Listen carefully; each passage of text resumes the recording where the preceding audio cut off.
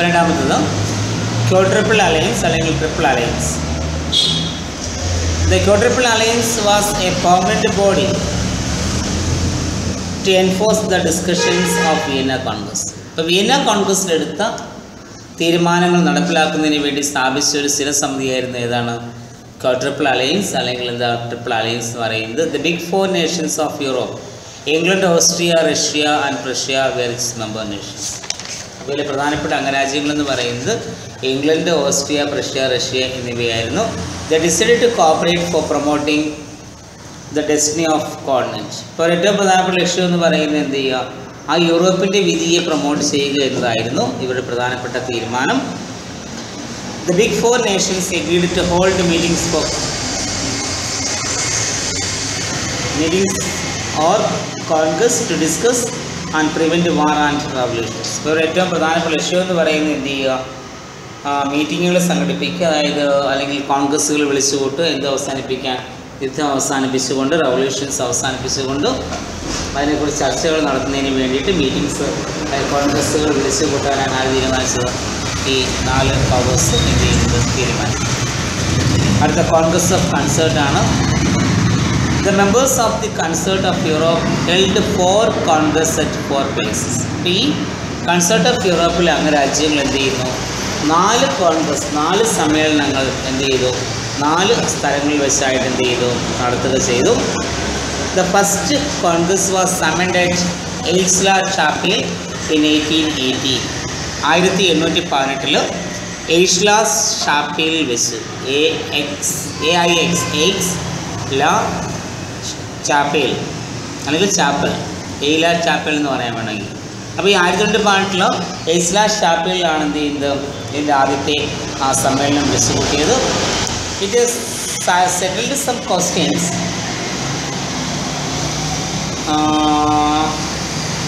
ചില പ്രശ്നങ്ങൾക്ക് ഇവർ എന്ത് ചെയ്തു? പരിഹാരം കണ്ടു. ബൈ ദെൻ, ആ സമയത്ത് France had paid off the war indemnity to the allied congress. അപ്പോൾ ആ സമയത്ത് എന്ത് ചെയ്യേണ്ടി വന്നു? ഈ യുദ്ധത്തിനുള്ള നഷ്ടപരിഹാരം ഈ കോൺഗ്രസ്സിന് ആർക്ക് നൽകേണ്ടതായിട്ട് വന്നു? ഫ്രാൻസ് നൽകേണ്ടതായിട്ട് വന്നു. So she was also admitted at the concert. അതുകൊണ്ട് എന്ത് ചെയ്തു? ഈ കൺസേർട്ട് അംഗീകരിക്കാൻ ആരും തയ്യാറാവുന്നു? ഫ്രാൻസും തയ്യാറാവുന്നു. Thus the quadruple alliance was transformed in quintuple alliance. അപ്പോൾ ഈ ക്വാഡ്രപ്പിൾ അലയൻസ് മാറിയിട്ട് അവിടെ എന്താ? ട്വിൻഡിപ്പിൾ അലയൻസ് എന്ന് പറയുന്ന 5 രാജ്യങ്ങളുടെ ഒരു അലയൻസ് എന്ത് ചെയ്യുന്നു? ഉണ്ടാവുന്നു. But the difference of opinion arose among the powers in their approach to certain issues. പക്ഷേ ചില കാര്യങ്ങൾ എന്ത് ചെയ്യുന്നു? ഈ ആളുകൾക്കിടയിൽ അല്ലെങ്കിൽ ഈ അംഗരാജ്യങ്ങൾക്കിടയിൽ ചില അഭിപ്രായ അനൈക്യം എന്ത് ചെയ്ത് ഉണ്ടാവുക ചെയ്യും. അപ്പോൾ ഫസ്റ്റ് സമ്മേളനം നടന്നത് എയ്സ്ലാ ചാപ്പലിൽ വെച്ചായിരുന്നു. 1818 ചില പ്രശ്നങ്ങൾക്ക് ഒരു പരിഹാരം കണ്ടു. അതിനകത്ത് ഏറ്റവും പ്രധാനപ്പെട്ട ക്വസ്റ്റ്യൻ ആയിരുന്നു എന്താ? ഫ്രാൻസിന് എന്ത് ചെയ്യേണ്ടി വന്നു? ഹ്യൂജ് വാർ ഇൻഡെംനിറ്റി ഈ വിക്ടറീസിന് കൊടുക്കേണ്ടി വന്നു. അപ്പോൾ നിൽക്കങ്ങളില്ലാതെ ഫ്രാൻസ് എന്ത് ചെയ്തു? ഈ അലയൻസ് ചേർന്നു. അങ്ങനെ ഈ ക്വാഡ്രപ്പിൾ അലയൻസ് എന്തായിട്ട് മാറി? ട്വിൻഡിപ്പിൾ അലയൻസ് ആയിട്ട് വാങ്ങിച്ച 5 അംഗരാജ്യം. ഇനി the second congress was convened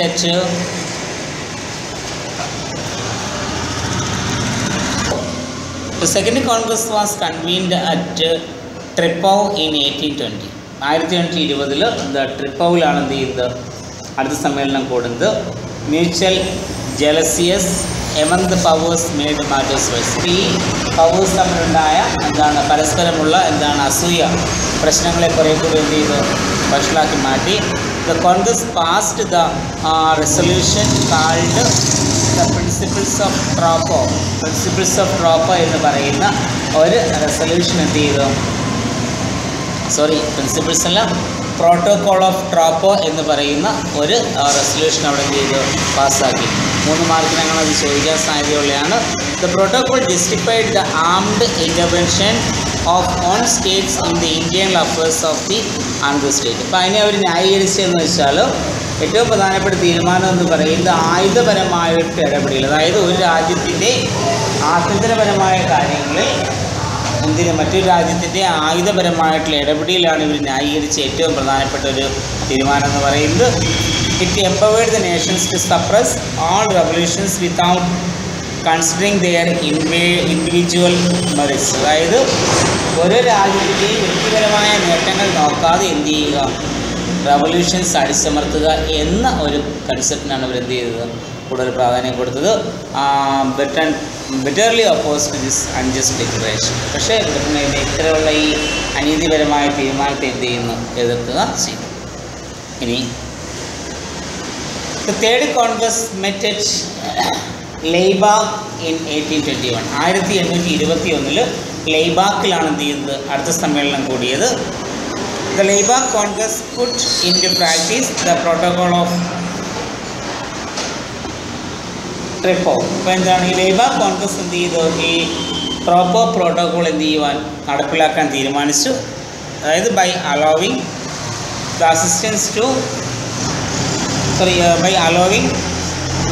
Austrians to kill the revolt in Naples. എങ്ങനെയാണ് ഈ നേപ്പിൾസിലെ പിന്നെ റിവോൾട്ട് കിൽ ചെയ്തുകൊണ്ട് അല്ലെങ്കിൽ അടിച്ചമർത്തിക്കൊണ്ട് ഈ പ്രോട്ടോകോൾ ഓഫ് ട്രോപ്പ നടപ്പിലാക്കാൻ ഇവിടെ തീരുമാനിക്കുന്നു. The fourth and last Congress convened at Verona in 1822. 1822 വെറോണയിലാണ് എന്ത് ചെയ്യുക, അടുത്ത നാലാമത്തെ സമ്മേളനം എന്ത് ചെയ്യുന്നത്, വിളിച്ചു കൂടുന്നത്. The Congress took up for a discussion. The Congress took up for a discussion a revolt that break out in Spain in 1820. അപ്പോൾ ഈ വെറോണ സമ്മേളനത്തിൽ വെച്ച് 1820 സ്പെയിനിലുണ്ടായ ഒരു റിവോൾട്ടിനെ കുറിച്ച് അവർ എന്ത് ചെയ്തു, ചർച്ച ചെയ്യുന്നു. France send their troops to kill the Spanish rebellion. France എന്ത് ചെയ്തു, ഈ റിബല്യൻ അടിച്ചമർത്തുവാൻ വേണ്ടി അവരുടെ സൈന്യത്തെ അയച്ചു കൊടുത്തു. Britain raised A Storm of protest against the foreign intervention in Spain. അപ്പോൾ എന്താണ്, ബ്രിട്ടൻ എന്ത് ചെയ്തു, ഒരു കൊടുങ്കാറ്റ്, ഒരു ശരിക്കും പറഞ്ഞൊരു പ്രൊട്ടസ്റ്റിൻ്റെ കൊടുങ്കാറ്റ് ഈ സ്പെയിനിലെ ഫോറിൻ ഇൻവേഷൻസിനെതിരായിട്ട് എന്ത് ചെയ്തു, ഉയർത്തുകയുണ്ടായി. As the voice fell on deaf ears England withdrew from the concert. അപ്പോൾ പക്ഷേ ഇംഗ്ലണ്ട് പറഞ്ഞ വാക്കുകൾ കേൾക്കാൻ ആരും തയ്യാറായില്ല. ഈ കൺസേർട്ട് തയ്യാറാവാത്തത് കൊണ്ട് അവരെന്ത് ചെയ്തു, അതിനകത്ത് പിന്മാറുന്നു.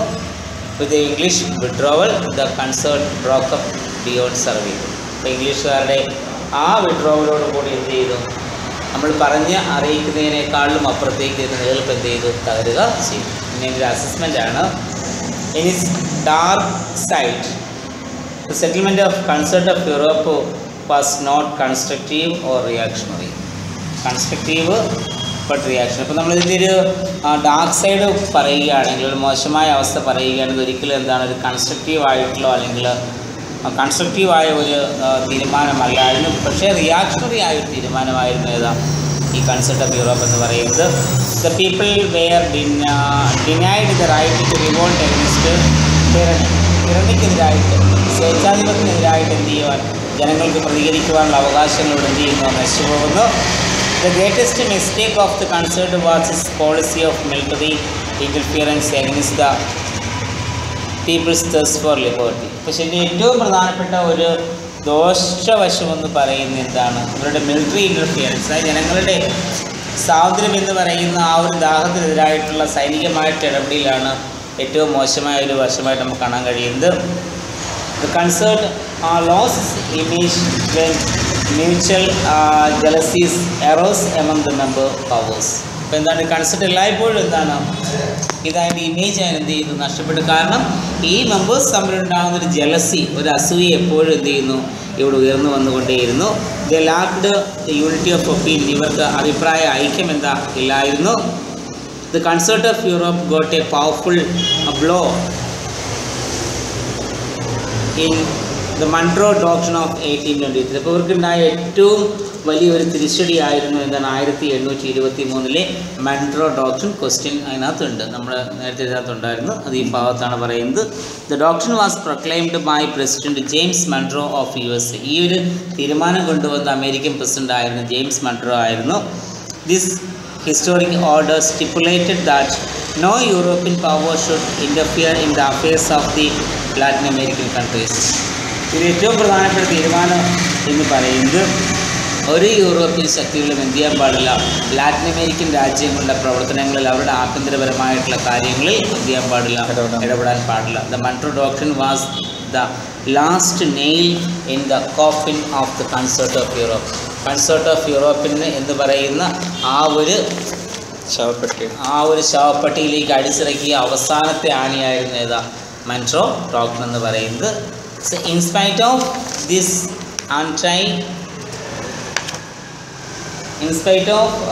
its defects, this united front of big European powers inaugurated a noble idea. അപ്പോൾ ഇങ്ങനെ കുറേ ഡിഫക്ട്സ് ഉണ്ടെങ്കിൽ പോലും ഈ യൂറോപ്യൻ പവേഴ്സിൻ്റെ ഈ കൂടിച്ചേരൽ ഇവിടെ മഹത്തായ ഒരു ആശയം കൊണ്ടുവന്ന് by settling national rivalries by discussions and talks not by war. അതായത് പ്രശ്നങ്ങൾ എന്ത് ചെയ്യുവാൻ, യുദ്ധത്തിലല്ലാതെ ചർച്ചകൾ കൂടിയിട്ട് ദേശീയപരമായിട്ടുള്ള ശത്രുത അവസാനിപ്പിക്കുക എന്ന് പറയുന്ന ഡോക്ടറിന് എന്ത് ചെയ്തു, ഇതുവഴി ഇവിടെ കൊണ്ടുവരിക ചെയ്യും. കൺസേർട്ട് ഓഫ് യൂറോപ്പ് അടുത്തത്. The bloody war between 1789 and 1815 in Europe taught man a praiseworthy lesson to hate war. ഇപ്പോൾ 1789-ലും 1815-നും ഇടയ്ക്ക് നടന്ന ഈ യൂറോപ്പിൽ നടന്ന ഈ ബ്ലഡി വാർ അത് അവിടുത്തെ ജനങ്ങളെ വളരെ പ്രൈസ്വർത്തിയായ ഒരു പാഠം പഠിപ്പിച്ചു. അതായത് യുദ്ധത്തെ എന്ത് ചെയ്യുക, വെറുക്കുക എന്ന വളരെ മൂല്യമുള്ളൊരു പാഠം എന്ത് ചെയ്തു, അവരെ പഠിപ്പിച്ചു. So many nations learned the useful lessons about the cruelty of sword. പല രാജ്യങ്ങളും എന്ത് ചെയ്തു, വളരെ മഹത്തായ ഉപയോഗപ്രദമായിട്ടുള്ള പാഠങ്ങൾ അല്ലെങ്കിൽ വാൾ ഉപയോഗിച്ചുകൊണ്ടുള്ള ക്രൂരത എന്ന ആ ഒരു പാഠം ഇവർക്ക് എന്ത് ചെയ്യാൻ കഴിഞ്ഞു, അതിൻ്റെ നല്ല വശങ്ങളെക്കുറിച്ച് അവർക്ക് എന്ത് ചെയ്യാൻ കഴിഞ്ഞു, മനസ്സിലാക്കാനായിട്ട് കഴിഞ്ഞു. So many nations learned the useful lessons about the cruelty of sword. യുദ്ധത്തിൻ്റെ ക്രൂരത അല്ലെങ്കിൽ വാളിൻ്റെ ക്രൂരത അതിനെതിരായിട്ടുള്ള നല്ല പാഠങ്ങൾ മനസ്സിലാക്കാൻ യൂറോപ്യൻ രാജ്യങ്ങൾ കഴിയുകയുണ്ടായി. They realized that the fact that battles would prevent them from enjoying the benefit of wealth and progress. അതിൽ നിന്ന് അവർ മനസ്സിലാക്കിയ ഏറ്റവും പ്രധാനപ്പെട്ട ഒരു സത്യം എന്ന് പറയുന്ന അല്ലെങ്കിൽ യാഥാർത്ഥ്യം എന്ന് പറയുന്നത് battle would prevent them from enjoying the benefit of wealth and progress. യുദ്ധം എല്ലായ്പ്പോഴും എന്ത് ചെയ്യുന്നു, സമ്പത്തും പുരോഗതിയും അതും മൂലം ഉണ്ടാക്കുന്ന ആ ഒരു ബെനിഫിറ്റിനെ എൻജോയ് ചെയ്യുന്നതിൽ നിന്നും എന്ത് ചെയ്യും, പ്രിവെൻറ്റ് ചെയ്യും എന്നൊരു പാഠം അവർ എന്ത് ചെയ്തു, മനസ്സിലാക്കുക ചെയ്തു. This fear enable the European society renowned sought while setting dispute between nations. അപ്പോൾ എന്ത് ചെയ്തു, ഈ ഒരു ഭയം എന്ത് ചെയ്തു, അവരെ സഹായിച്ചു. എന്തിനാണ് ഈ എന്ത് ചെയ്യാൻ, ടു റിനൗൺസ് ദ സോട്ട്, ആയുധങ്ങൾ എന്ത് ചെയ്യുവാൻ അല്ലെങ്കിൽ വാളുകൾ എന്ത് ചെയ്യാൻ, റിനൗൺസ് ചെയ്യാൻ, ഉപേക്ഷിക്കുവാൻ. എന്തിനാണ്, while setting dispute between Nations. രാഷ്ട്രങ്ങൾ തമ്മിലുണ്ടാകുന്ന തർക്കങ്ങൾക്ക് പരിഹാരം കാണുമ്പോൾ ആയുധങ്ങൾ ഉപയോഗിക്കുന്നതിന് എന്ത് ചെയ്യുവാൻ, റിനൗൺസ് ചെയ്യുവാൻ ഇവർ എന്ത് ചെയ്ത് പഠിക്കുക ചെയ്തു. Some political writers and leaders suggested the formation of a political movement called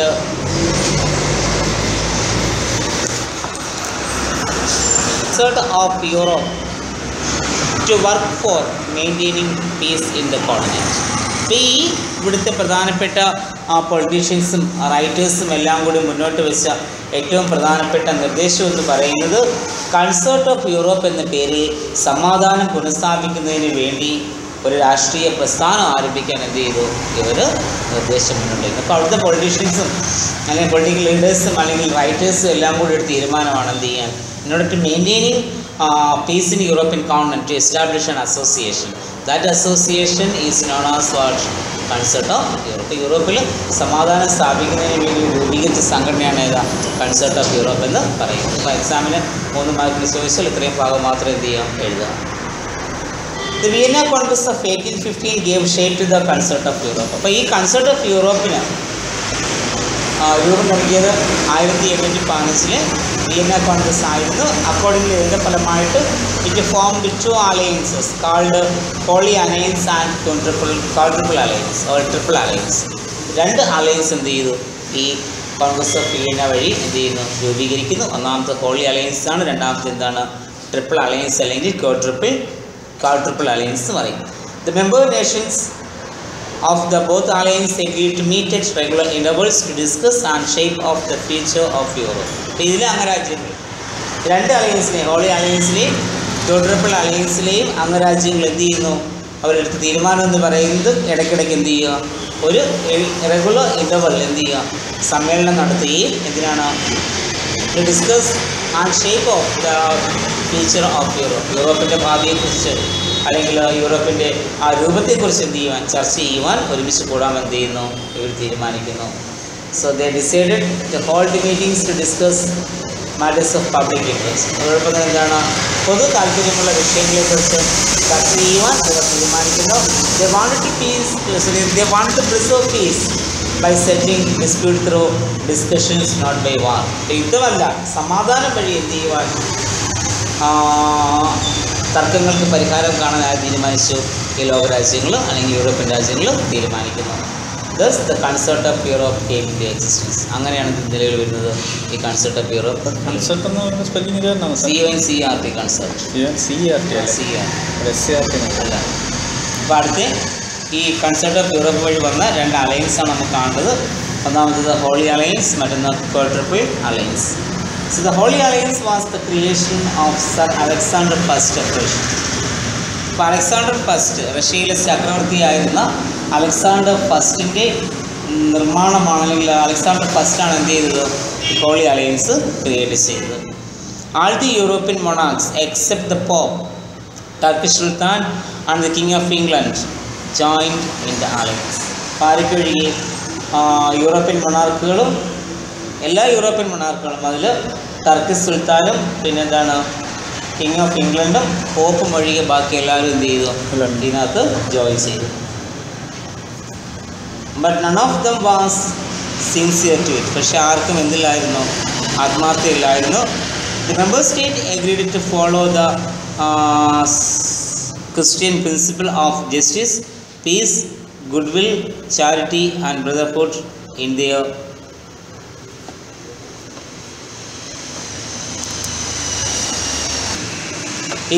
dealing with one another. അപ്പോൾ ഈ പ്രധാനപ്പെട്ട രാജ്യങ്ങളുടെ എല്ലാം പ്രധാനപ്പെട്ട തീരുമാനം എന്ന് പറയുന്നത് എന്ത് ചെയ്യുക? ക്രിസ്ത്യൻ പ്രിൻസിപ്പിൾസ് എന്ത് ചെയ്യുക? ഫോളോ ചെയ്യുക. അതായത് ക്രിസ്ത്യൻ പ്രിൻസിപ്പിൾസ് എന്ന് പറയുമ്പോൾ പ്രധാനമായിട്ടും principle of justice, then peace, good will, charity, brotherhood തുടങ്ങിയ ക്രൈസ്തവ തത്വങ്ങൾ എന്ത് ചെയ്യുവാൻ? പിന്തുടരുവാൻ ഇവരെന്ത് ചെയ്യുന്നു? തീരുമാനിക്കുന്നു. അവിടെ ഉണ്ടാവുന്ന തർക്കങ്ങൾക്ക് പരിഹാരം കാണുവാൻ വേണ്ടിയിട്ട്. But in practice the Holy Alliance was neither holy nor an effective alliance. പക്ഷേ യഥാർത്ഥത്തിൽ എന്തല്ലായിരുന്നു? ഇതൊരു പരിശുദ്ധമായ അലയൻസോ അല്ലെങ്കിൽ എഫക്റ്റീവായ അലയൻസോ അല്ലായിരുന്നു. It came to an end with the death of Alexander first in 1825. 1825 Alexander ഫസ്റ്റിൻ്റെ മരണത്തോടുകൂടി എന്ത് ചെയ്തു? ഈ ഒരു അലയൻസ് അവസാനിക്കുകയും ചെയ്തു.